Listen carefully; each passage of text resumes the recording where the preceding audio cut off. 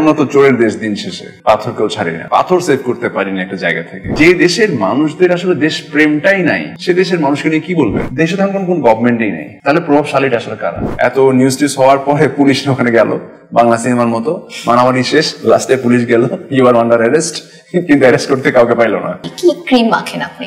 যেটা ভুল সেটা ভুল, এবং যে ভুল করেছে তাকে মেনশন করে যদি তুমি বলতে পারো তার বলো, আর নাহলে বলার দরকার নেই আসলে।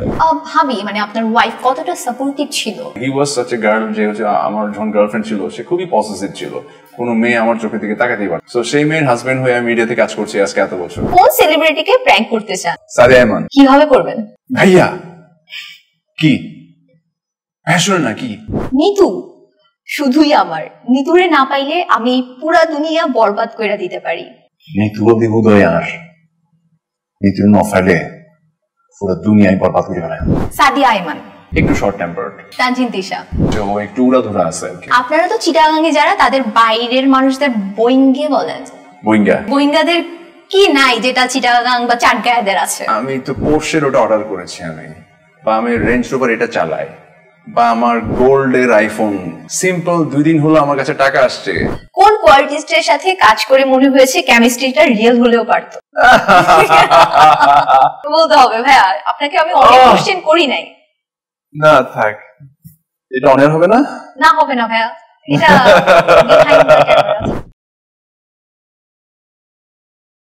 Hello everyone, welcome back to my regular podcast social celeb. সাথে আছি আমি নূপুর হাসান।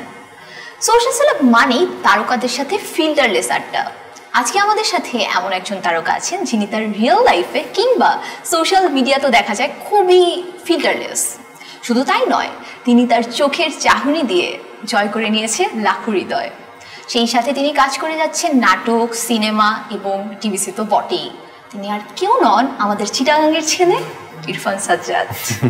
হাই, কেমন আছেন? ভালো আছি ভাইয়া, আপনাকে দেখে আরো বেশি ভালো আছি। আপনি কেমন আছেন? আমি ভালো আছি। আচ্ছা, আপনি কি সবসময় এরকম ক্যাজুয়াল লুকে থাকেন? ইট ডিপেন্ডস আসলে। কোন লুকটা আপনার বেশি মানে ভালো লাগে? আমার মোর লাইক একটু ক্যাজুয়াল থাকতে ভালো লাগে। ক্যাজুয়াল থাকতে ভালো লাগে। আপনার কাছে ফ্যাশন মানে কি? ফ্যাশন মানে হচ্ছে যখন যেটা পরে আমাকে ভালো লাগবে ওইটা আমার কাছে ফ্যাশন। সে হয়তো আজকে এটা পরলাম, এটা একটু কমফি মনে হচ্ছে, কালকে এটা ভালো নাও লাগতে পারে। So depends on mood actually. হ্যাঁ, আর প্রোগ্রামটা কি ওইটাই। সো ওটার ব্যালেন্সে ইট ডিপেন্ডস। মানে আমার কাছে ফ্যাশন মানেই হচ্ছে অ্যাকর্ডিং টু দ্য প্রেজেন্স আমি আসলে ঠিকঠাক এটা পরে যাচ্ছে কিনা। আচ্ছা, বাঙালি ফ্যাশন বা ওয়েস্টার্ন ইস্টার্ন ফ্যাশন এই জিনিসগুলো কি মেনটেন করা হয় নাকি সবকিছুতেই বুকি ইউ আর? সবকিছুই ট্রাই করা হয় আসলে। আমি লাইক একটু এক্সপেরিমেন্ট করতেও পছন্দ করি, বাট সেটা আবার ওভার এক্সপেরিমেন্ট না, মানে একেবারে উইয়ার্ড কিছু না। হ্যাঁ, যেমন ধরেন এখন যে ট্রেন্ডটা চলছে, এখন একটু ওল্ড ফ্যাশন, একটু ওভার ফিটেড প্যান্ট বা ওভার ফিটেড টি শার্টস ওর শার্টস, এগুলো একটু ওভার সাইজ, যেগুলো আর কি স্যার ওভার ফিটেড না ওভার সাইজ, সো এই জিনিসগুলো একটু চলছে। সো ইনফ্যাক্ট আমি দেখলাম যে আমি এইসবেই কমফোর্টেবল সবচেয়ে বেশি। সো আমার কাছে মনে হয় যে ট্রেন্ডের সাথে যখন যেটা আসে সেটা যাতে কোপ আপ করো, একটা ফ্যাশনের অংশ। এইটাই আপনাকে মানায়ও আমার মনে হয়, খুব বেশি মানায় আমার মনে হয় অন্য যে কোনো। I don't know that, but আমার কাছে মনে হয় যে আমি কমফোর্টেবল কিনা বা আমি কনফিডেন্ট কিনা সেটা আমার কাছে মোর ইম্পর্টেন্ট। আচ্ছা, আমরা অন্য জায়গায় দেখি বলিউডে বা হলিউডে তারকারা নিজেরা ফ্যাশন ক্রিয়েট করে। তো আপনার কি মনে হয় মাঝে মাঝে যে আমি কিছু পরবো? যেমন আপনার কি কখনো ইচ্ছে করে না আমি লুঙ্গি পরে হচ্ছে গিয়ে কোনো একটা ইন্টারভিউতে যাব? না, হতে পারে। মানে বিষয়টা হয়েছে কি, মানে এটা খুব লাইক আমার যদি আমি সেদিন যে গেটআপটা নিচ্ছি, সে ফর এক্সাম্পল ওইটার সাথে লুঙ্গির সাথে ম্যাচ করে যদি আমি একটা ওভার জ্যাকেটও পরতে পারি, ওয়াই নট? এটা যদি আমাকে মানানোটা হচ্ছে ইম্পর্টেন্ট। এন্ড আমাকে যদি উইয়ার্ড মনে হয় তাহলে কিন্তু সেটা আবার হিতে বিপরীত হবে। আমাকে ক্যারি করতেও জানতে হবে বিষয়টাকে। আপনি এমন একটা জিনিস পড়লেন, সেই জিনিসটা যদি আপনি নিজেই ক্যারি করতে না পারেন বা আপনি নিজে যদি ডিসকমফোর্ট থাকেন, তখন কিন্তু এটা বোঝা যায়। তো তখন কিন্তু ঝামেলা। আপনি যদি এটা সুন্দরভাবে ক্যারি করতে পারেন তাহলে কিন্তু নো প্রবলেম। আচ্ছা, আপনার সোশ্যাল মিডিয়া ঘাটলে না সব সময় দেখা যায় আপনার চারপাশে নায়িকা আর নায়িকা। সবাই বলে আপনি নায়িকাদের খুব ফেভারিট, এটার কারণ কি? এইটা হু নোজ, এটা আশপাশে বলে, কিন্তু আমি তো ঠিক জানি না। মানে আমার সাথে ইনফ্যাক্ট কারোর সাথে কোনো ঝামেলা নাই, because I always try to be sweet or some, মানে লাইক ঠিকঠাক থাকার চেষ্টা করি আমার কোয়ার্টিসদের সাথে সবসময়। কোনো জটিলতা নাই কারোর সঙ্গে আমার। সো সেই জায়গা থেকে কারোর সঙ্গে মানে খুব ভালো খারাপ এই সম্পর্ক, মানে খারাপ সম্পর্ক থাকার তো প্রশ্নই আসে না। তো আই হোপ সেই জায়গা থেকে সবাই বলে যে সবার সাথে আমার ভালো সম্পর্ক। না তাহলে অন্য মেল আর্টিস্ট যারা আছে তাদের কি ঝামেলা আছে কিনা? কেন জানি সব নায়িকাদের মাঝখানে আপনাকে খুঁজে পাওয়া যায় সবাই বলে।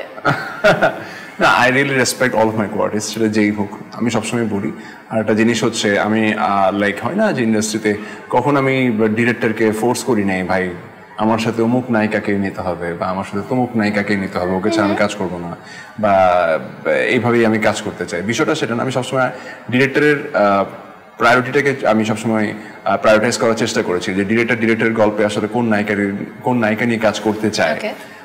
সো সেই নায়িকাও যদি দেখি যে আমি ঠিকঠাক আছে তার সাথে আমি খুব কমফোর্টেবলি কাজ করার চেষ্টা করেছি।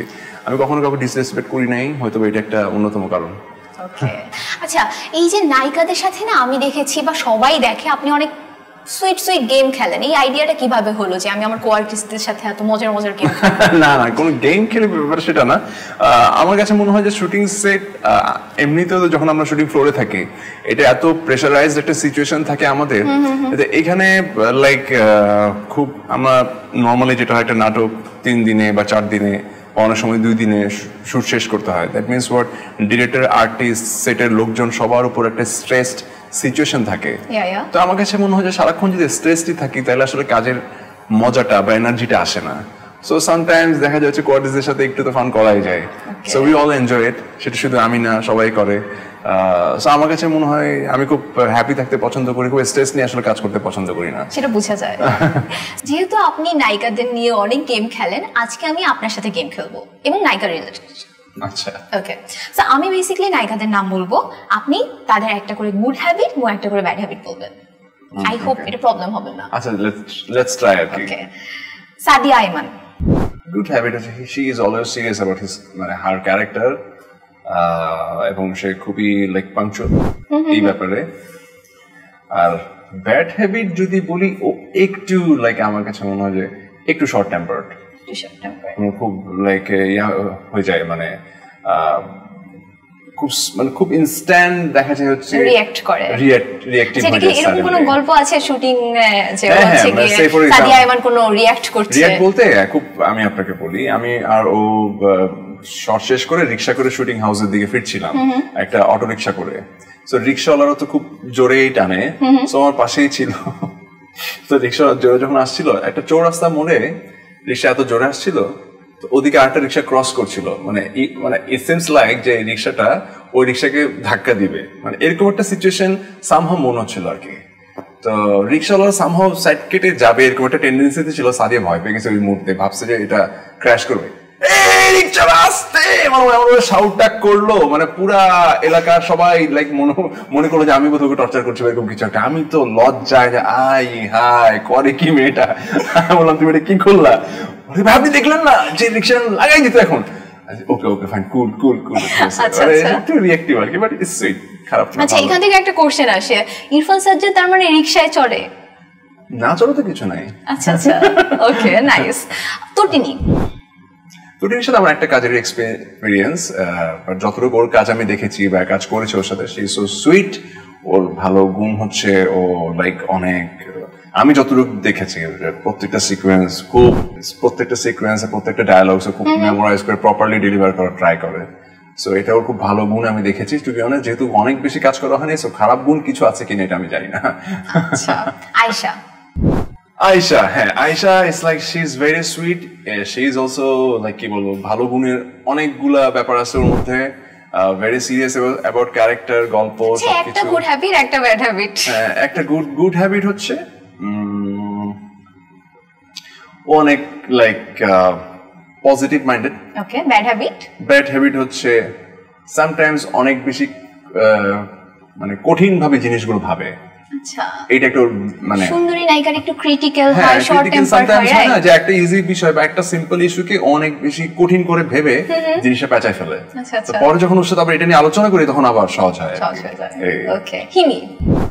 হিমির সাথে আমার কাজের এক্সপিরিয়েন্স যেহেতু অনেক কম, বা লাস্ট কাজও করেছে অনেক দেরিতে, হিমির গুড হ্যাবিট কি বলবো, হ্যাবিট বলতে ওর জটিলতা নাই। আমি যতদিন কাজ করেছি ওর মধ্যে কোনো লাইক নায়িকা সুলভ একটা অনেক আছে না যে অনেক ধরনের প্রবলেমস থাকে, ওই জটিলতা ওর মধ্যে অনেক নায়িকা সুলভ অনেক ধরনের প্রবলেমস বলতে হচ্ছে মেয়েদের তো হয় না যে বলে কি বলবো, হ্যাঁ ভাইয়া বলেন, আমরা জানতে চাই। সরি আমি এই কাপে খাবো না, আমার জন্য আলাদা কাপ দাও, সরি এটা হবে না ওইটা হতে হবে, সরি এসি এত গরম কেন, ঠান্ডা করে, মানে আসলে ওই ধরনের জটিলতা দেখি নাই।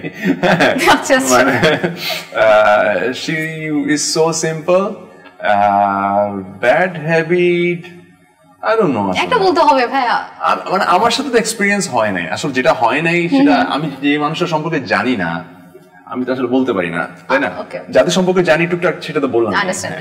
তানজিন তিশা, তানজিন তিশা, ওকে, গুড হ্যাবিট হচ্ছে she is such a nice human being, মানে ও খুবই ভালো মনের একজন মানুষ, because we used to work a lot as a human, ও কিন্তু খুবই ভালো মনের একজন মানুষ, যারা ওকে আসলে পার্সোনালি মিশে নাই বা মিশছে তারা জানে।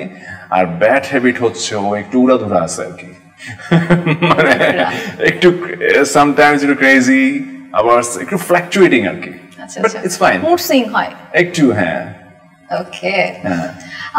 আপনি বলতেছিলেন যে নায়িকা সুলভ আচরণ নেই হিমের মধ্যে, আপনার মধ্যে কি নায়ক সুলভ আচরণ আছে? যেটা আপনার মনে হয় যদি নায়ক সুলভ আচরণ থাকতো আমি পডকাস্টে আসতাম না। ও আচ্ছা, নায়ক সুলভ আচরণ থাকলে পডকাস্ট করে না? কি পডকাস্ট আসবো না, তোমাদের সামনে রাস্তায় খারাপ গাড়ি পাঠাও। ওকে, রিসেন্টলি আমি আপনার কাজে চলে যাই। আপনি রিসেন্টলি হচ্ছে আলী মুভি করেছেন, এন্ড সেটার এক্সপেরিয়েন্স এন্ড সবকিছু যদি আমাদের সাথে শেয়ার করতেন। আলী ছবিটা আমার মানে ক্যারিয়ারের ওয়ান অফ দা কি বলবো রিমার্কেবল একটা কাজ আমার জন্য। ইনফ্যাক্ট অ্যাজ অ্যান আর্টিস্ট আমি আলী চরিত্রটার প্রতি খুবই দুর্বল। যখনই আমি গল্পটা পেয়েছি তখন থেকে আলী চরিত্রটা আমি করতে চেয়েছি। হ্যাঁ, হয়তো বা অনেক ভালোভাবে এক্সিকিউটেড হইতে পারতো, বাট আমার জায়গা থেকে এই ধরনের ক্যারেক্টার করা এটা অনেক টাফ একটা ইস্যুস ছিল। কারণ একজন আর্টিস্ট আসলে ডিফারেন্ট ক্যারেক্টারে নিজেকে আসলে দেখতে চায়, বিশেষ করে যখন কিনা সেটা তার সচরাচর ক্যারেক্টারের বাইরে গিয়ে কোনো ক্যারেক্টার হয় আর কি। তো আলী একেবারে ওই ধরনের একটা ক্যারেক্টার ছিল। আলীর লুকটাও কিন্তু চেঞ্জ ছিল, আপনাকে চেনা যাচ্ছিল না। আমরা চেয়েছিলাম যে আমাকে যাতে একটু like out of the box মনে হচ্ছিল, সেই যেন আলী একটা ক্যারেক্টার।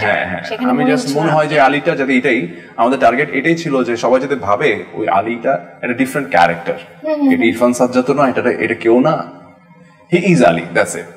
তো এটার জন্য আমি আসলে অনেক কষ্ট করেছিলাম, সাইন ল্যাঙ্গুয়েজ শিখেছিলাম ওই সিনেমার সময়। দেন এটার জন্য যেহেতু ছেলেটা একটা অটিজম ছিল, বিভিন্ন ধরনের একটু ডিসএবিলিটিস ছিল, সেগুলো মেনটেইন করে ওভারঅল ক্যারেক্টারটাকে পুরো সিনেমায় রান করা, তো এটা আমার জন্য অনেক চ্যালেঞ্জিং একটা ক্যারেক্টার ছিল। সো ফার আই থিঙ্ক আমি চেষ্টা করেছি 100% দেওয়ার জন্য, এবং যারা যারা সিনেমাটা দেখেছেন তারা খুবই অ্যাপ্রিসিয়েট করেছেন। এইটাই তো। আলী ওটিটিতে কবে আসবে? ডোন্ট নো, হয়তো বেটার বলে তো মিলতে হয় সবকিছু মিলিয়ে, দেখা যাক কখন কোন ওটিটিতে আসে। ওকে, আপনি আমাদের one of the finest, one of the handsome hero বলা যায়। সো এই যে আপনি এত সুন্দর, হ্যান্ডসাম বা সুদর্শন, এটার পিছনের কারণ কি? কি ক্রিম মাখেন আপনি? কোনো ক্রিম মাখি না, এটা হচ্ছে আল্লাহ আমাকে যেভাবে বানিয়েছেন আমি স্টিল মানে ওভাবেই আছি।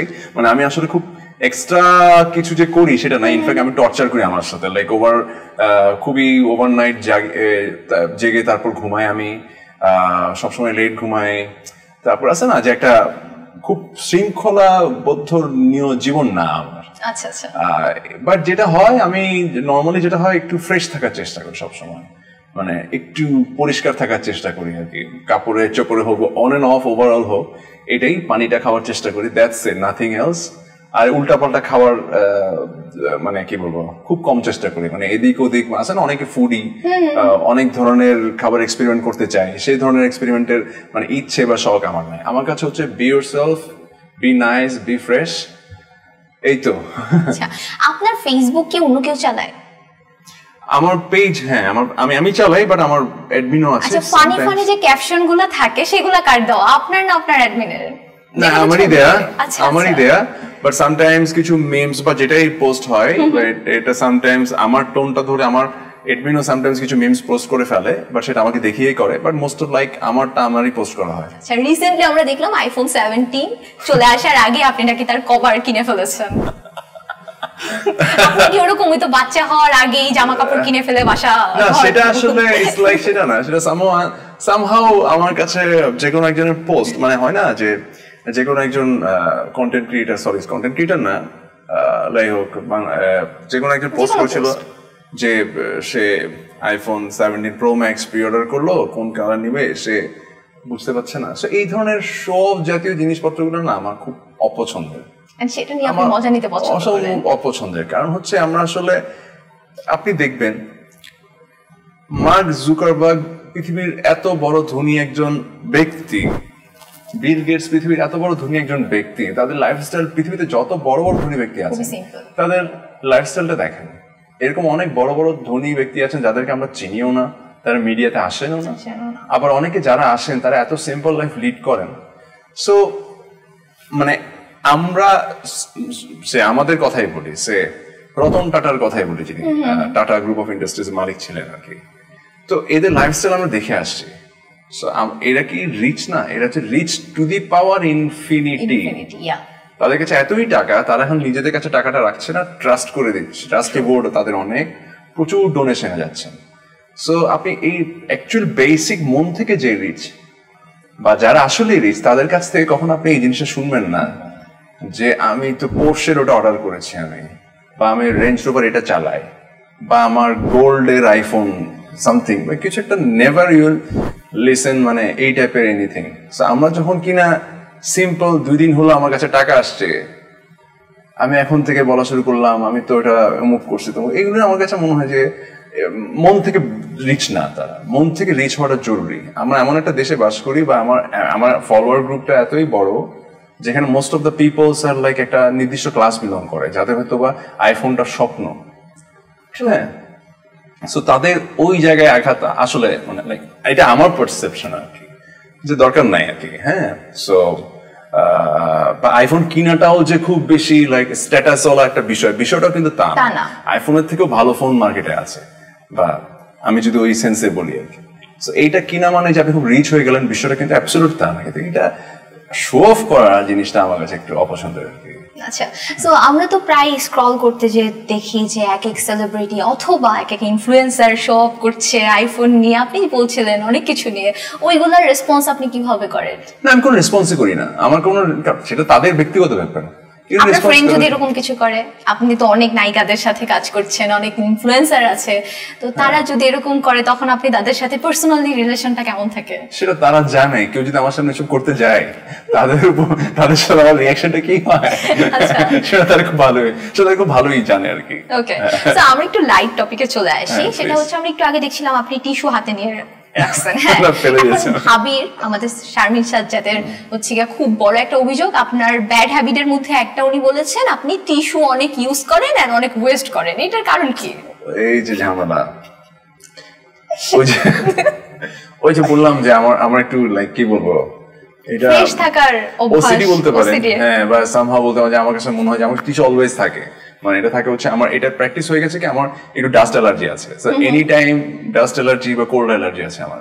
সো যেটা হয় হচ্ছে খুব ডাস্ট থাকলে আমার এমনি তো মানে হাঁচি আসার একটা প্রবণতা আছে। সো আমি টিস্যুটা রাখি কেন, যেতে এনি টাইম আমি প্রোটেক্ট করতে পারি আর কি। সো সেই জায়গা থেকেই দেখা যাচ্ছে আমি কিছু টাচ করলাম, হাত ধুইলাম টিস্যু দিয়ে, মুছতে মুছতে টিস্যুটা হাতেই রয়ে গেল। সো রয়ে যেতে যেতে যেতে যেতে কখন যে ফেলবো, কারণ আমি যেখানে সেখানে টিস্যুটা ফেলতেও পারি না, দেখা যায় হচ্ছে হাতে রয়ে গেল, কোন একটা ভালো জায়গা পেলে ফেলে দিবে, ততক্ষণ রয়েই যায় আর কি।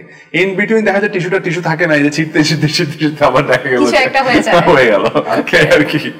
আচ্ছা, এত বছরের পথ চলা, 2013-তে একটা রিয়েলিটি শোয়ে চ্যাম্পিয়ন হয়ে আপনি ইন্ডাস্ট্রিতে পা রেখেছেন। তখন আমার জানতে ইচ্ছে করছে ঠিক কয়টা প্রেমের প্রস্তাব পেয়েছিলেন?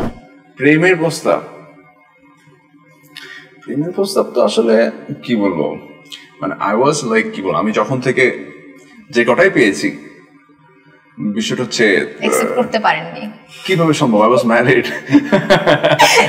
সেটাই ভাবছিলাম। সো ডিরেক্ট ইনডিরেক্টলি পেয়েছি কিছু, বাট যেটা হয় যে সবাই তো জানতো I was married and I was committed. So সেই জায়গা থেকে তখন মানে এইটাও তো সে ফর এক্সাম্পল বুঝলাম, সেটাই বলছি যে যখন কিনা মানে সে ফর এক্সাম্পল আমি একজন আমাকে অ্যাপ্রোচ করলো, সে আমার থেকে এক ধরনের রেসপন্স পেলো, তো সেটা সে 10 জায়গায় আলোচনা করছে। তো আলোচনা করতে করতে সবাই জেনেই যায় যে না এদিকে যাওয়া যাবে না, যাওয়া যাবে না। সো এটাই হয়েছে আর কি। ভাবি মানে আপনার ওয়াইফ কতটা সাপোর্টিভ ছিল আপনি যখন এই কম্পিটিশন এন্ড মিডিয়াতে চলে আসলেন? সাপোর্টিভ বলতে আসলে আমার কাছে মনে হয় কি প্রত্যেকটা ওয়াইফই, প্রত্যেকটা হাজবেন্ডই কম বেশি যদি একটা প্রপার সংসার করা লাগে, প্রত্যেকটা হাজবেন্ড ওয়াইফেরই তো সাপোর্টিভ হওয়া লাগে। তারপরে উনি জেলাস ফিল করতো না? তা তো অবশ্যই, ওয়াই নট, দিন শেষে হিউম্যান বিইং তো। হ্যাঁ, সো মানে হি ওয়াজ সাচ এ গার্ল, যে হচ্ছে আমার যখন গার্লফ্রেন্ড ছিল সে খুবই পসেসিভ ছিল, কোনো মেয়ে আমার চোখের দিকে তাকাতেই পারতো না, আমার চেহারা দিকে তাকাতেই পারতো না, এই টাইপের মেয়ে ছিল। সো সেই মেয়ের হাজবেন্ড হয়ে আমি মিডিয়াতে কাজ করছি আজকে এত বছর, সো দিস ইজ কোয়াইট মানে কন্ট্রাস্ট আর কি। সো প্রথমত ও নিজেই ডেফিনেটলি আনইউজুয়াল ছিলই, কারণ আমার কাজের ধরন তো ডিফারেন্ট। কারণ সকালে যাই, আবার ভোর রাতে ফিরি, মাঝরাতে ফিরি, একেবারে রাতে ফিরি, করেন কিছু জানেন না, কখন কি করছি কিছু জানে না, কারণ কোনো ট্রেস নাই, কিছু নাই। সো এটা একটু আনইউজুয়াল না? তো পরে যখন বুঝতে পারলো যে না কাজটার ধরনটাই এমন, হ্যাঁ, কাজ এখানে তো আসলে টু বি অনেস্ট আমরা তো খুবই শারীরিক ভাবে কাজ করি, মানে মানসিক শারীরিক মানে ওভারঅল খুবই কনসেন্ট্রেশন না দিলে এই অভিনয় জায়গাটা বা ক্রিয়েশনের জায়গাটা তো হয় না। তো পরে ইউজ টু হয়ে গেল যে এটাই আমার কাজের ধরন। তো এখন আর বেশ অনেক বছর হবে এগুলো নিয়ে কোনো ঝামেলা নাই, ঝামেলা হয় না। তারপরেও 17 বছর আপনারা ম্যারিড লাইফ লিড করছেন, if I am not wrong, and প্রেম করেছেন কতদিন? 2 বছর। আচ্ছা, তার মানে প্রায় 20 বছর, 20 বছর একসাথে চলার আই মিন অভিজ্ঞতা আমি জিজ্ঞেস করবো না, কিভাবে চললেন আর কি, এটা আমরা যারা জেনজি আছে তার খুব জানতে চাই, কিভাবে 20 বছর মানুষের সাথে টিকে থাকা যায়, রিলেশনটাকে টিকে থাকা যায়। রিলেশন বলতে এটা প্রথমত হচ্ছে আপনার, আমার কাছে মনে হয় যে এটা প্রথমত আপনার ইচ্ছা, আপনি কি চান। নাওয়াডেজ তো অপশনের অভাব নাই। আজকে আপনার সাথে ব্রেকআপ হলো, আমার বের হতে না হতে আরেকজন রেডি ওদিকে, বা ওর সাথে ব্রেকআপ হলো ওদিকে গেলে আরেকজন রেডি। সো রিলেশনটাকে সম্মান দিতে জানতে হবে আসলে, বা আপনি কি চান। তো এই চাওয়াটা হচ্ছে মেইন প্রায়োরিটি, আপনি কি চান জিনিসটা। এখন সে ফর এক্সাম্পল একটা হাজব্যান্ড ওয়াইফ তারা একজন একজনকে একটা সময় ভালোবাসতো খুবই, তাদের মধ্যে এখন আর আন্ডারস্ট্যান্ডিং নাই, হইতেই পারে তাদের মধ্যে ডিসএগ্রিমেন্টস আছে, সেটাও হতে পারে, কিন্তু হাজব্যান্ড বা ওয়াইফ তারা কেউই চায় না কাউকে ছাড়তে। কিন্তু দেখা গেল হচ্ছে ওরা এমন একটা জায়গা তারা মিট করতে পারলো যে জায়গাটাতে যদি থাকে কিছু ডিসএগ্রিমেন্টস তো আছেই, কিন্তু সেটাকে সাথে নিয়ে তারা লাইফটাকে লিড করছে। সো আপনাদেরকে ডিসাইড করতে হবে হাউ ইউ গোনা লিভ। এখন আপনি যদি সম্পর্কটাকে রেসপেক্ট করেন যে না ঠিক আছে ওর এই জিনিসগুলো আমার পছন্দ না, ফাইন, এই জিনিসগুলোকে যেহেতু পছন্দ না, এই জিনিসগুলো আমরা টলারেন্সের জায়গায় নিয়ে আসলাম।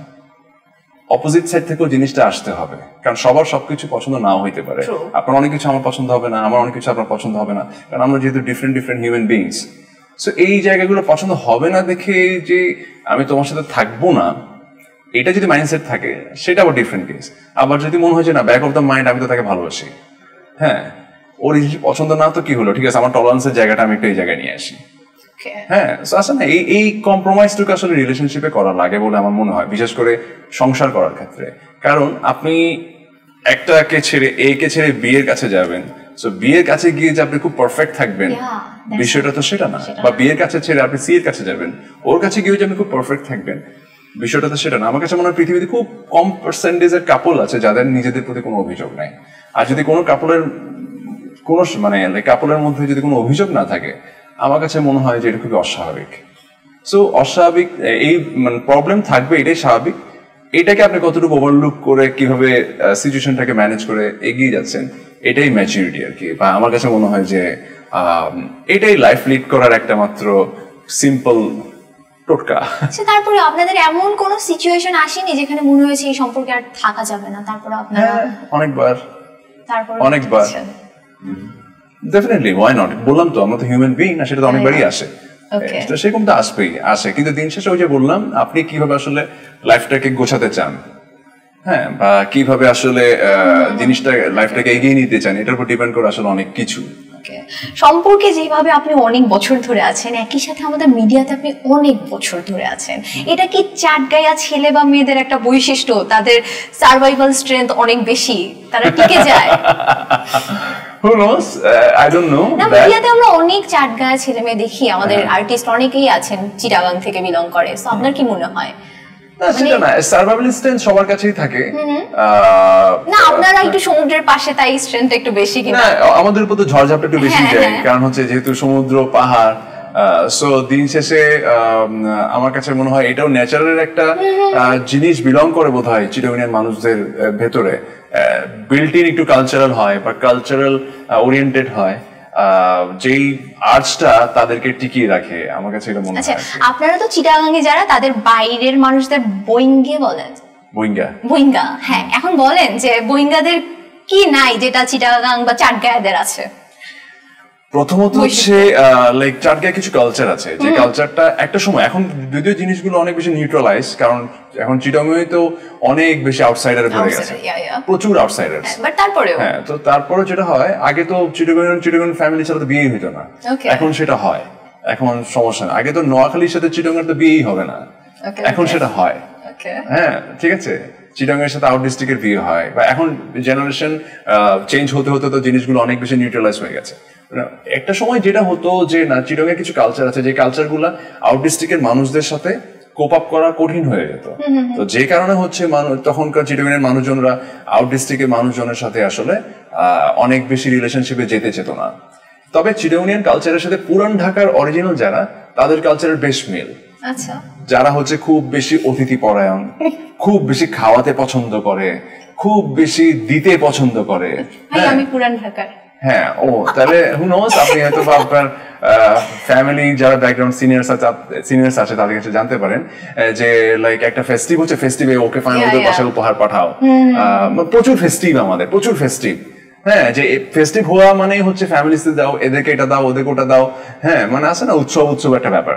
সো এই জিনিসগুলো তো সবসময় হয় না। সে ফর এক্সাম্পল এখানে তো ঢাকায় দেখি যে 50 জন মানুষ দিয়ে বিয়ে হয়ে যায়, 100 জন মানুষ দিয়ে বিয়ে হয়ে যায়, যেটা চিটাগাংয়ে আসলে ইম্পসিবল টু থিঙ্ক। 150 জন তো ফ্যামিলি মেম্বারই। হ্যাঁ, ইম্পসিবল টু থিঙ্ক, মানে লাইক মিনিমামই তো 5 থেকে 600 জন লাগে মানুষ দুই পক্ষে মিলিয়ে। মানে আই হাই, অমুককে বলা হয় নাই, এটা তো হইতে পারে না, সবাইকে দেওয়া হতো, মানে এই টেন্ডেন্সিটা থাকতো আগে। সো এটা সব সময় তো আসলে সব কালচারে পাওয়া যায় না। ওকে ভাই, আপনি সমসাময়িক জিনিস নিয়ে কথা বলতে বা পোস্ট করতে পছন্দ করেন, অনেক সেলিব্রিটি আছে এইসব এড়িয়ে যায়, এই জায়গাটা কেন? যে কোনো জিনিসই হচ্ছে আপনার যদি মনে হয় এটা ঠিক না, সেখানে আমি দেখি আপনি কথা বলেন, সো আপনার কি ভয় লাগে না? যে ভয় লাগে না, বাট যদি আমি কথা বলাতে যদি জিনিসটা চেঞ্জ হইতো তাহলে খুব ভালো লাগতো আর কি। হয় না, দিন শেষে তো আসলে ব্যাক অফ মাইন্ড আমরা তো আমাদের দেশটাকে ভালোবাসি, তো দেশটাকে যেহেতু ভালোবাসি, দেশের মানুষকেও যেহেতু ভালোবাসি, এবং দেশের মানুষগুলোর জন্যই তো আসলে আমরা যারা বিভিন্ন বড় বড় সেলিব্রিটিশিপ জায়গায় বসে আছি, আমরা কিন্তু মানুষদের জন্যই বসে আছি। এখন সেই জায়গায় গিয়ে যদি আসলে দেশের প্রবলেম নিয়ে আমরাই কথা না বলি, আমার কাছে এটা হিপোক্রেসি মনে হয়।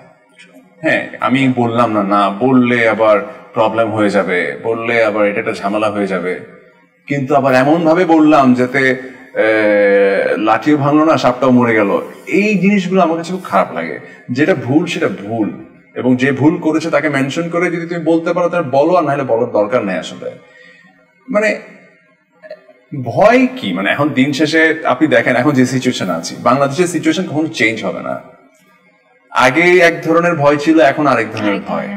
প্রবলেম আপনি আমরা যারা সাধারণ মানুষ আছি, আমাদের দিন শেষে যারা ওই চেয়ারগুলোতে বসার জন্য যুদ্ধ করে যাচ্ছে, তাদেরই বেনিফিট, আমার আপনার কোনো বেনিফিট হচ্ছে না। সো যতদিন পর্যন্ত আমার আপনার বেনিফিট হবে না, ততদিন পর্যন্ত আসলে কেউ আমরা ভালো থাকতে পারবো না, যতই গভর্নমেন্ট চেঞ্জ হোক, যতই আন্দোলন হোক, যতই যা কিছু হোক। সো আপনি যেটা বললেন, আমার কাছে মনে হয় যে সবকিছু নিয়ে তো আসলে সবসময় বলা সম্ভব হয় না, কিন্তু কিছু কিছু জিনিস তো না বলেও পারা যায় না আসলে, সেই আর কি। ঘুরতে পছন্দ করেন? হ্যাঁ। আপনি তো চিটাগাংয়ের, এবারে সিলেট, হবিগঞ্জ এগুলা যাওয়া হয়েছে? সিলেট যাওয়া হয়েছে। আচ্ছা, সিলেটে রিসেন্টলি দেখা গিয়েছে যে সাদা পাথর হচ্ছে গিয়ে উঠিয়ে নেওয়া হয়েছে, পুরো পাথর এখন যে জায়গা আমরা দেখতে চাইতাম সেই জায়গা আসলে এখন আর এরকম নাই। আপনার কি মতামত এখানে? ওই যে আমরা তো চোরের দেশ, দিন শেষে পাথর কেউ ছাড়ি না, কি করবেন আপনি? এখন দেখেন, আমরা একটা পাথর সেভ করতে পারি না একটা জায়গা থেকে, তাহলে আমরা আসলে দেশের আরো গুরুত্বপূর্ণ সম্পদগুলো কিভাবে সেভ করব, বা আমরা আমাদেরকে কিভাবে সেভ করব? একটা ওপেন জায়গা, যেই জায়গায় এত শত শত মানুষের আনাগোনা, প্রশাসনও জানে এই জায়গা সম্পর্কে, এতগুলো পাথর তো আসলে একদিনে উঠিয়ে নেয়নি, এটা গ্র্যাজুয়ালি নিয়েছে, রাইট? প্রশাসন অবশ্যই জানতো। So corrupted everywhere. শ্রীলঙ্কার মতো একটা দেশ, তাদের লাস্ট গভর্নমেন্টকে ওরা যেভাবে পতন করিয়েছে, পুরো আন্দোলনে না একজন মাত্র মানুষ বোধহয় মারা গিয়েছে ওখানে, আমি যতটুকু জানি, আমার শ্রীলঙ্কান ফ্রেন্ড আমাকে বলেছে আর কি। যে আমাদের আন্দোলনে মাত্র একজন মানুষ মারা গেছে, তোমাদের মতো তো ভায়োলেন্স হয় নাই আমাদের এখানে। কিন্তু এরপরে যেটা হলো সেটা আরো অদ্ভুত একটা বিষয়, এরপরে নাকি প্রত্যেকটা মানুষ যার যার জায়গা থেকে যথেষ্ট ছাড় দিয়েছে সবকিছুতে, খালি দেশটাকে আবার রিকভার করার জন্য। As a result within 3-4 years Sri Lanka কিন্তু আবার উঠে দাঁড়িয়েছে এবং ওদের ইকোনমি এখন আমাদের থেকে ভালো। হ্যাঁ, সো যে দেশের মানুষদের আসলে দেশ প্রেমটাই নাই, সে দেশের মানুষকে নিয়ে কি বলবেন? এখন সে ওখানে যদি উঠিয়ে নিয়ে যায়, পাথরগুলো যদি উঠিয়ে নিয়ে যায়, আপনি এটার জন্য আসলে কাকে চার্জ করবেন? এখন ওখানকার যারা লোকাল আছে, কথার কথা, তারাও তো প্রোটেস্ট করে নাই হয়তো, ও তারও ভয় ছিল যে না উঠিয়ে নিয়ে যাচ্ছে, যদি প্রোটেস্ট করতে যায় তাহলে আমাকে মেরে ফেলবে বা আমার কিছু হবে। ডেফিনেটলি কোনো না কোনো প্রভাবশালী তো এই কাজটা করেছে। আমার প্রবলেম হচ্ছে দেশে তখন কোন গভর্নমেন্টই নেই, তাহলে প্রভাবশালীটা আসলে কারা? তো যে দেশে গভর্নমেন্ট না থাকলেও মানুষ প্রভাবশালী হয়, গভর্নমেন্ট থাকলে তাহলে কি অবস্থা হবে চিন্তা করেন। সো আমার কাছে মনে হয় বাংলাদেশ আসলে অনেক বছর পিছিয়ে গেছে। আসলে মানে লাস্ট 1 ইয়ারে আমার কাছে বারবার মনে হয় যে হয়তো আবার অনেক বছর পিছিয়ে গেছে। আমরা যে স্বপ্ন দেখছিলাম যে না এবার বোধহয় একটু চেঞ্জ হবে, মানুষের মূল্যবোধে চেঞ্জ হবে, চিন্তার চেঞ্জ হবে, সেই জায়গা থেকে আপনিও কথা বলেছেন, আমরা সবাই যার যার জায়গা থেকে কাজ করেছি। হ্যাঁ, মানে আমরা ভেবেছিলাম যে না দেশটা এবার মানুষ এবার দেশকে ভালোবাসতে শুরু করবে, যে না ঠিক আছে এবার আমরা দেশকে ভালোবেসে দেশকে একটা জায়গায় নিয়ে যাব। কিন্তু দেখলাম না যে পুরনো চোরগুলো আবার যে জেগে উঠলো আর কি। আমার এটা মনে হয় সামান্য পাথর আর কিচ্ছু না। এই পাথরটা লাইক কত টাকা হবে, মানে আই ডোন্ট নো, কোটি টাকা হবে, ঠিক আছে, বাট এটা আমার দেশের জন্য যে কত একটা ক্ষতি হয়ে গেল, জেনারেশনের পর জেনারেশন আর এই জায়গাটা দেখবে না, এটার ভ্যালুটা কে বুঝবে? অবশ্যই প্রশাসন জানতো।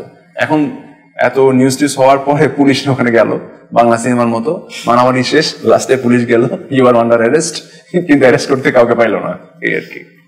আশা করি সবকিছু ঠিক হয়ে যাক, কারণ ভালোর আশা করা ছাড়া আমাদের কাছে আর কিছুই করার নেই। এটাই তো করছি বছর পর বছর। সো আমরা একটু লাইট করি, এনভায়রনমেন্টটা একটু অনেক বেশি ভারী হয়ে গিয়েছে।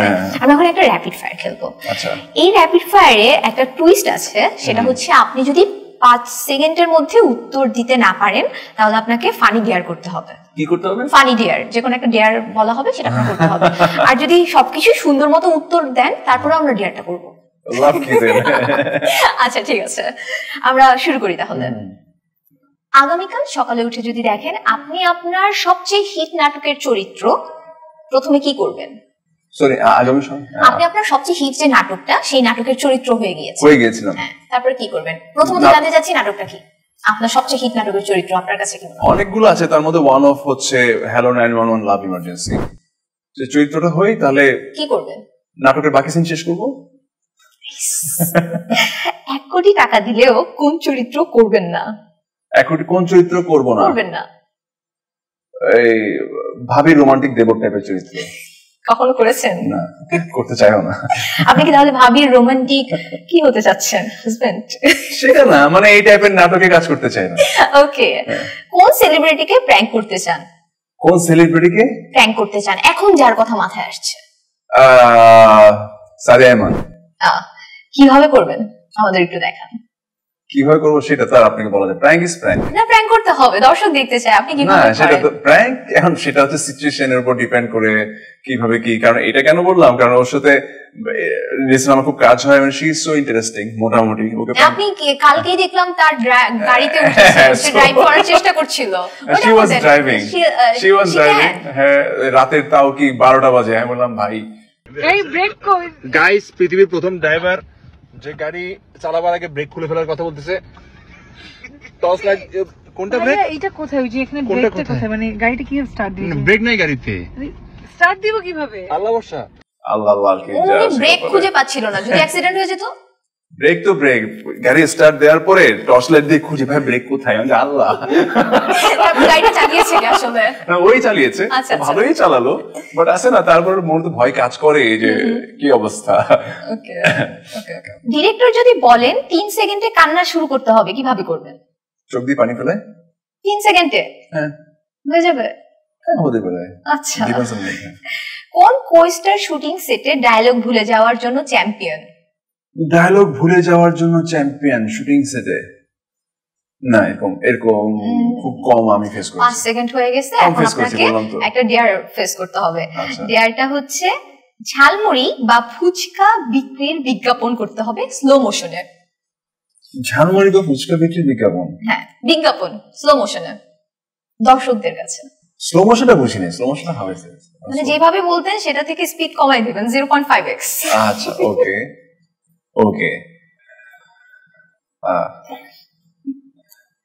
চলে আসুন আমাদের দোকানে, ঝালে ঝাল লালে লাল আমাদের ঝালমুড়ি, আজ খেলে বুঝবেন কাল। 1.5x এ করেন এখন। 1.5x? ও আচ্ছা, চলে আসুন আমাদের দোকানে, আমাদের দোকানের প্রসিদ্ধ ঝালমুড়ি, ঝালে ঝাল লালে লাল, আজ খেলে বুঝবেন কাল। আশা করি দর্শকরা কালকে বুঝে যাবে। আমি আমার পরবর্তী কোশ্চেনে চলে যাচ্ছি। আপনার কোন দৃশ্য ইতিহাস থেকে মুছে দিতে চান? কোন দৃশ্য? হ্যাঁ, কোন নাটকের কোন দৃশ্যটা, অথবা কোন নাটকটা? কোন নাটকের কোন দৃশ্য ইতিহাস থেকে মুছে ফেলতে চাই? আচ্ছা, ওকে। ইতিহাস থেকে সেটা হলো, আমি একটা সিনেমা করেছিলাম অনেক আগে। সিনেমাটার নাম হলো ইউটার্ন। ইউটার্ন ছোট্ট একটা ক্যারেক্টার, মানে ওখানে একটা ছোট ক্যারেক্টার করেছিলাম, ইউটার্ন। এই সিনেমাটা মুছে যেতে বললে ভালো হতো, করা উচিত ছিল না এটা। যদি কোনো লাইভ শোতে হঠাৎ করে ডায়লগ ভুলে যান, সঙ্গে সঙ্গে কি করবেন? ম্যানেজ করবো, মানে কোনো না কোনো তো কিছু একটা প্রম থাকবেই। ওকে। হ্যাঁ, আপনি এত ফিল্টারলেস, আমি কোনো ডিয়ার গেম আপনার সাথে খেলতে পারছি না, মজা হচ্ছে না, দর্শক মজা পাবে না। আমি আরেকটা ডিয়ার গেম খেলবো আপনার সাথে। ক্যামেরার দিকে তাকিয়ে ফ্যানদের জন্য 5 সেকেন্ডের হিরো লুক দিতে হবে দর্শকদের জন্য। ক্যামেরার দিকে তাকিয়ে 5 সেকেন্ডের হিরো একটা লুক দিতে হবে। ওকে, দিস রেডি।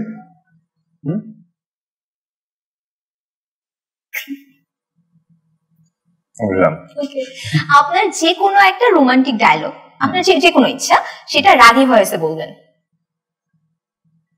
আমি চাই না তুমি আমাকে ভালোবাসো, কিন্তু যখন ইচ্ছা হবে তখন বেশো। আমি চাই না তুমি আমার হাতটা ধরো, কিন্তু যখন তোমার ইচ্ছা হবে তখন ধরো, প্লিজ। অসাধারণ অসাধারণ। It's a very sweet romantic dialogue আমার একটা নাটকে, বাট নষ্ট করবেন আপনারা। নষ্ট হয় না, আমার মনে হয় এখানেও দর্শকরা ফ্যান হয়ে যাবে। ও ওকে, আপনার সবচেয়ে প্রিয় কো-স্টার এখন সমসাময়িক কে? প্রিয় কো-স্টার? না, সবাই। একজনের নাম বলেন। একজন আসলে নাই। আচ্ছা, এখন কার কথা মাথায় আসছে? অনেকের কথা মাথায় আসতেছে, নাম বলতে থাকেন। আপনি যদি কো-স্টারের কথা বলেন, এক এক সময় এক একজনের সাথে এত কাজ করেছি যে ওই সময় ওর সাথে সিঙ্ক অনেক বেশি হয়। আচ্ছা, এখন তো সাদিয়া আইমানের সাথে কাজ করা এখন না, হচ্ছে। সাদিয়া আইমান, আয়েশার সাথে কাজ করা হয়েছে, সাদিয়ার সাথে কাজ করা হয়েছে। তাহলে আমি বলি, সাদিয়া আইমানের যে কোনো একটা স্টাইল নকল করতে হবে। ওর কথা বলা, ওর যে কোনো কিছু, ন্যাকামি বা যাই হোক না, নায়িকা সুলভ আচরণ নকল করতে হবে। এই তো মুসিবতে ফেলে দিলেন। সাদিয়া আইমানের কি বলবো? আপনি নাকি এটা খুব ভালো করতে পারেন। না না, কে বললাম? আমি শুনেছি। আরে it depends on mood actually, right? হ্যাঁ, সাদিয়া আইমানের কি বলবো? আচ্ছা আচ্ছা, ওকে, ডান। ভাইয়া কি ভাইয়া, শুনেন না কি ভাইয়া, ওই যে ওই আমার ড্রাইভার তো বুঝছেন আজকে সকালে ঘুম থেকে উঠে নাই, বুঝছেন, আপনি আমাকে তুলে নিয়ে যেতে পারবেন? হ্যাঁ পারবো তো। আর বলেন না, বুঝছেন, ড্রাইভারের নাকি হার্টের সমস্যা, ঘুম থেকে দেরি হয়ে গেছে, আমাকে কি কি জানি বলে। তারপর এই তো ওকে, মানে নাইস নাইস ওর কথা বলার স্টাইলগুলো একটু এরকম আর কি। আচ্ছা, মেহজাবিনকে আপনি যদি যে কোনো স্টাইল নকল করতে চান? ও না, কেন? পারবো না, চেঞ্জ নেক্সট। ওকে ওকে, ডান। আপনি চিটাগাংয়ের ছেলে এবং আমরা দেখি আপনি প্রায় সবাইকেই চিটাগাং ভাষা শিখান, চিটাগাংয়ের ভাষা শিখান। আজকে আমাকে কিছু শিখান। ওই শিখালাম আমি। আমরা ফেসবুকে দেখি ওই নায়িকারা আপনার সাথে চিটাগাংয়ের ভাষায় কথা বলতেছে। না, এটা sometimes we make fun out of it. Okay, আজকে একটা লাইন বলেন, আমাকে শিখান, আমি এটা সারা জীবন ইউজ করতে পারবো। চিটাগাং ভাষা হল অনঙ্গ ভাষা, তুমি যত চেষ্টা করিবে ওই জন্য তেড়া তাহম করিব, চিটাগাং ভাষা থতাহম করিব ইন ওলি ভেরি খুব মূল্যবান ভাষা। এই শিখতে হলে তোমার সিআরটিএস গরম করিব, বুঝছো না? বুঝছি। আচ্ছা, তাহলে এখন একটা মজা করা যায়, একটা ডায়লগ বাজি গেম খেলি আমি, যেখানে হচ্ছে খুব ফেমাস কিছু ডায়লগ আপনি চিটাগাংয়ের ভাষায় বলবেন। আচ্ছা, ঠিক আছে, ওকে। দাগি সিনেমার একটা ডায়লগ, জেলের দাগ যার একবার লাগছে সেই দাগি। জেলহানার দাগ যার একবার লাগি ইতেই দাগি। ওকে। নিতু শুধুই আমার, নিতুরে না পাইলে আমি পুরা দুনিয়া বরবাদ কইরা দিতে পারি। নিতু দিব দয়ার, নীতির নফাইলে পুরো দুনিয়ায় বরবাদ করে ফেলে। এটা বাংলা ভাষার মধ্যে পড়ে? রাশিয়ানের কাছাকাছি। আচ্ছা। মতি মিয়া বিচারের ধার ধারে না। মতি মিয়া কি জিনিস আইজ সবাই বুঝবো। আইজ একটা বিরাট ফাড়াফাড়ি হইব। মতিমা বিচারের ধার ন ধারে। মতি মিয়া কি জিনিস আজ এর ব্যাগ বুঝিব, আজ এর লেগে ফাড়াফাড়ি হইব। ফাড়াফাড়ি হইছে। আমার লাইফে কম বইলা কিছু নাই, আমার লাইফে শুধু তুফান হবে, তুফান। আন লাইফত হম হইতে কিছু নাই। আন লাইফত কি জানি তুফান, তুফান হইব, শুধু তুফান। আন লাইফত হম হইতে কিছু নাই। আন লাইফত আন হুদো তুফান হইব, তুফান। লাস্ট, এত বছর ধরে এত কষ্ট করলাম, নিজেকে লুকায় রাখার পারলাম না, এর কারণে বাইরে আসতেই হইলো আমারে। হতাশ, আমি খুব হতাশ। এত বছর এত কষ্ট করলাম, নিজেকে লুকায় রাখার আর পারলাম না, এর কারণে বাইরে আসতেই হইলো আমারে। হতাশ, খুবই হতাশ। এত বছর এত কষ্ট করলাম কিন্তু নিজেরে লুকো রাহিত না পারলাম। হতাশ, খুব হতাশ। আশা করি দর্শকরা হতাশ না, তারা খুবই মজা পাচ্ছে। আমরা ছোট্ট একটা চিট চ্যাট গেম খেলবো। ওকে। একদিন সকালে ঘুম থেকে উঠে দেখলেন পৃথিবীতে একমাত্র মানুষ আপনি, এবার কি করবেন? আবার ঘুমিয়ে যাবো। কি করবো না, আমি কাজ টাজ নাই তো আর। 3টি কারণ বলুন যে কারণে আপনি সবার থেকে আলাদা। প্রথমটা হচ্ছে আমি অনেক বেশি হোমসিক। দ্বিতীয় হচ্ছে আমি লাইক আমি খুব বেশি স্ট্রেস নেই না কোনো কিছু নিয়ে, লাইক মানে ও এটা করে ফেলছে, ও এটা করে ফেলছে। হ্যাঁ, কুল মাইন্ডেড। হ্যাঁ, খুব ঠান্ডা মাথায় হ্যান্ডেল করার চেষ্টা করি বিষয়টা। আর আমি লাইক জানি আমি কি করব লাইফে, তো আমি ওটা নিয়ে থাকি, আমি আমাকে নিয়ে থাকি, 10 জনকে নিয়ে ভাবি না। কোন কোয়ালিটিস্টের সাথে কাজ করে মনে হয়েছে কেমিস্ট্রিটা রিয়েল হলেও পারতো? ও গড, বলতে হবে ভাইয়া, আপনাকে আমি অনেক কোশ্চেন করি নাই। না থাক, এটা অনেক হবে না।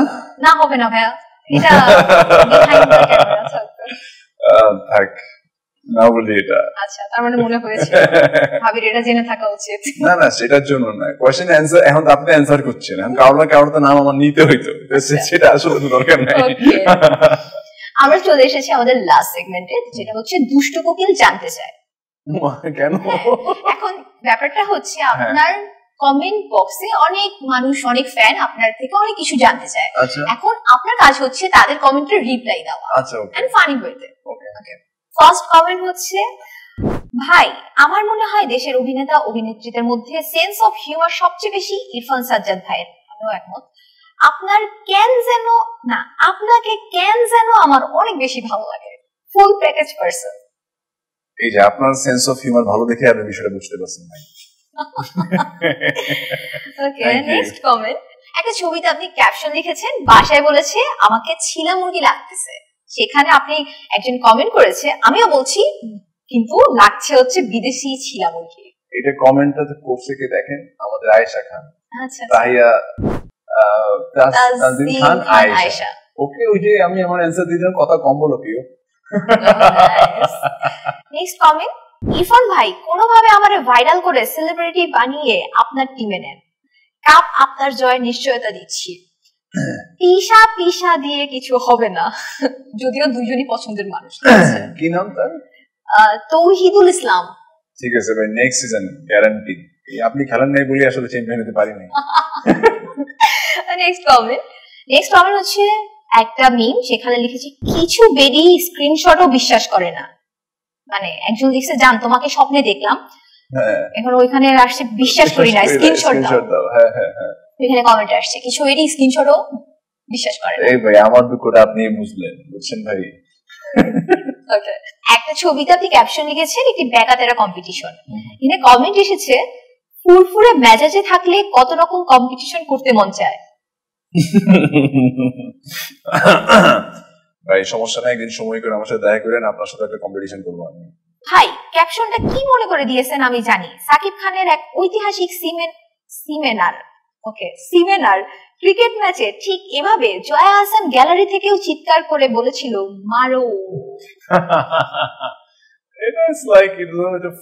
আমাদের মধ্যে আমাদের সেলিব্রিটি টুর্নামেন্ট খেলছিলাম, তখন আমরা হচ্ছে জয়া পারো যে ঐতিহাসিক যে একটা ডায়লগ ছিল, মা ওইটাকে মনে করে করে বল পেটাতাম। আচ্ছা, সো এটা নিয়ে একটা ফানি একটা পোস্ট দিয়েছিলাম আর কি, আমার ব্যাটিং এর একটা পিকচার দিয়ে। একটা ছবি আপনার সাথে মেসি, সেখানে কমেন্ট এসেছে, ভাইয়া seems like your calories goat upgraded quicker than Messi on a counter attack. বিষয়টা হচ্ছে কি, এআই দিয়ে ছবিটা বানাইছিলাম তো, এআই এ ভুল করে